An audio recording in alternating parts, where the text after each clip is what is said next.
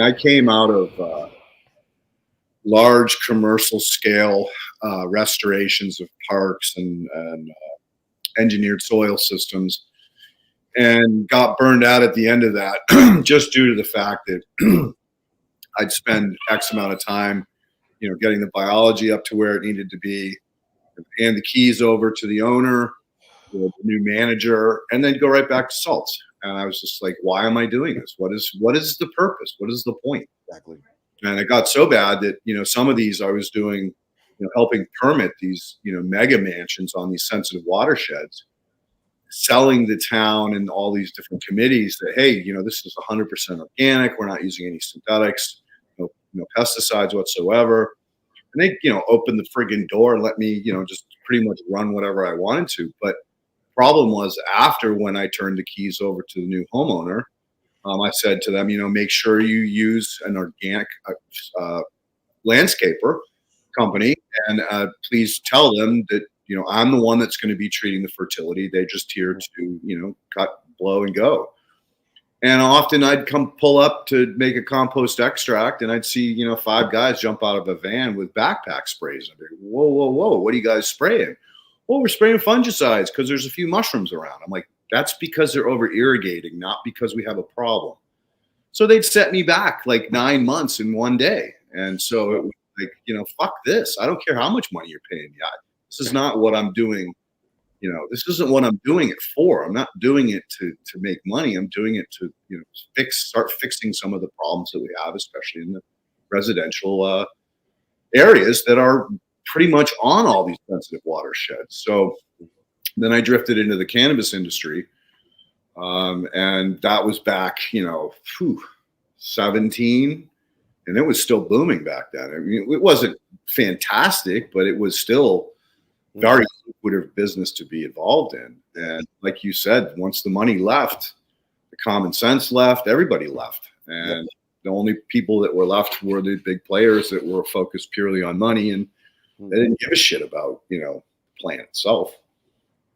So yeah, it was frustrating to see what could have been a really beautiful thing. And, in many ways, I truly believe that cannabis was going to be that plant that changed Big Ag, because when they saw what we could do and the savings that we could create and the way we could better steward the soil, it's no brainer to do it this way. But, since then, the demise of the cannabis industry has pretty much not opened the eyes of Big Ag in a way that I would have hoped it could have. But anyway, that was a tangent. Well, we're still working on that side. I get contacted by the ag people who purchase from BioAg all the time, asking about what's this stuff they heard about that they're using on these cannabis farms. So, we're getting there. It's just a slow process to get into that. You know how ag is. I thought working with cannabis farmers that they were stubborn, and then I got introduced. Then I got to go to an ag show. We've been doing it this way for 30 years, and we know what we're doing. Exactly. What we run into at BioAg more often than not is, it's the grandson. It's the third generation or the fourth. Granddad and dad have been killing the soil with chemicals. Great granddad used to be all organic. His yields were, getting 120 bushels per acre. They were getting something crazy like 180 with their chemicals. We're down to 80. How do we get back to granddad? Because his quality was better, and we don't want to buy seed every year, and we don't want to buy fertilizer every year. How do we get back to what he was doing, that regenerative agriculture that everyone did pre-World War II? That it was fear. It was fear of not being able to produce enough. That fear is over.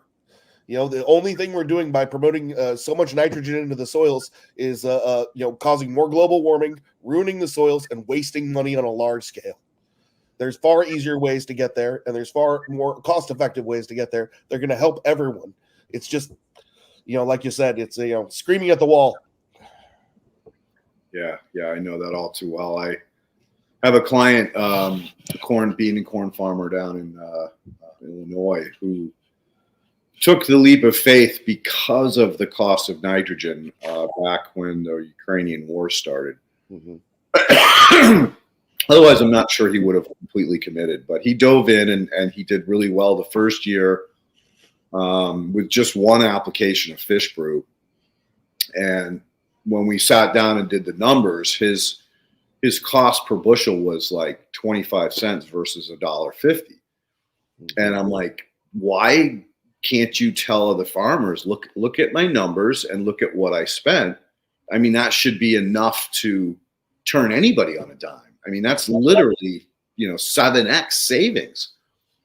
Well, he goes, farmers, they don't look at the cost per bushel. They only care about the bushels per acre.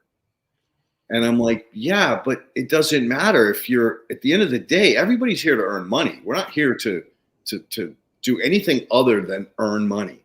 So if you can earn 7 times more with half the work or less than half the work, why wouldn't they? And he goes, no, they never talk about money. They don't care how much it costs them. All they want to do is brag about how many bushels per acre they have. Yep. That's where I hit the wall, dude. Like I didn't know how to take that any further with the local farms around him. Maybe you can figure out a way to break that mold. We're working on it. It's just slowly, slowly getting them there. But it's slowly as people convert over to this. Like a great example is a gentleman I introduced Nate to last year named German Tom, and he does about 100,000 acres in no-till in Germany, and he only buys 4 products for his entire farm: molasses, silica, humic acid, and humic acid fortified with micronutrients. So 3 stuff from BioAg and molasses. Everything else comes from the pigs and the ground and the mushrooms it produces.